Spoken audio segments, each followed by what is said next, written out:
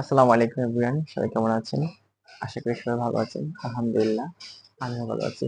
আজকে ভিডিওতে আমি আপনাদের সাথে শেয়ার করতে যাব যে how to say I am not happy, how to say I am not satisfied. আমরা অনেক সময় কোনো কাজের ফলাফল দেখে যখন হতাশ হই বা কারো কোনো ব্যবহারে যখন আমরা ব্যাড বিহেভিয়ারে যখন আমরা হতাশ হই, আমরা বলি I am not happy with that and I am not satisfied. So প্রথমে আমি স্যাটিসফাইড ওয়ার্ড দিয়ে শুরু করব। আমরা সবাই জানি স্যাটিসফাইড অর্থাৎ সন্তুষ্ট।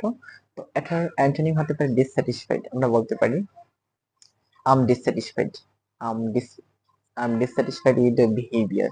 বা বলতে পারি আই কোয়াইট আনস্যাটিসফাইড। এটাও বলতে পারি ডিসস্যাটিসফাইড অ্যান্ড আনস্যাটিসফাইড। এগুলা হচ্ছে সিনোনিম, আপনি একেবারে ইউজ করতে পারেন। তারপর আমরা ইউজ করতে পারি একটি ওয়ার্ড প্লিজড, অর্থাৎ সন্তুষ্ট। এর আগে যদি আমরা নট যোগ করে দিই তাহলে হয়ে যাচ্ছে কিন্তু নট প্লিজড। বলতে পারি I am not pleased, I am not pleased. বা তাও যদি না বলতে পারেন, আপনি এক ওয়ার্ডে বলতে চাচ্ছেন, বলতে পারেন যে I am displeased, I am displease, I am displeased. তারপর আমরা আসি এক্সপেকটেশন, একটা ওয়ার্ড আছে যে প্রত্যাশা।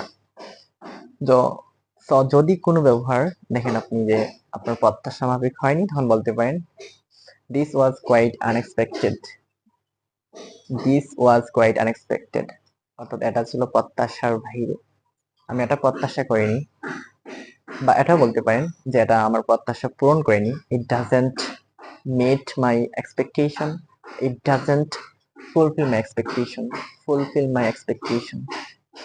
তারপর আমরা আরেকটা ওয়ার্ড ইউজ করতে পারি, যেটাকে বলা হয় স্যাটিসফ্যাক্টরি। স্যাটিসফ্যাক্টরি এর অর্থ হচ্ছে সন্তুষ্টজনক। এর আগে যদি আমরা নট ইউজ করে দিই তাহলে হয়ে যাবে কি নট স্যাটিসফ্যাক্টরি।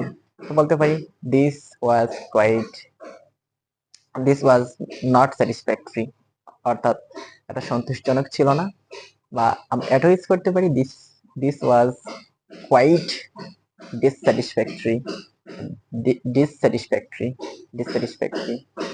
তারপর আমরা লাস্ট ওয়ান, এটাকে আমরা সবচেয়ে, আমি বলবো যে এটা খুবই সবচেয়ে সুন্দর একটা সেন্টেন্স।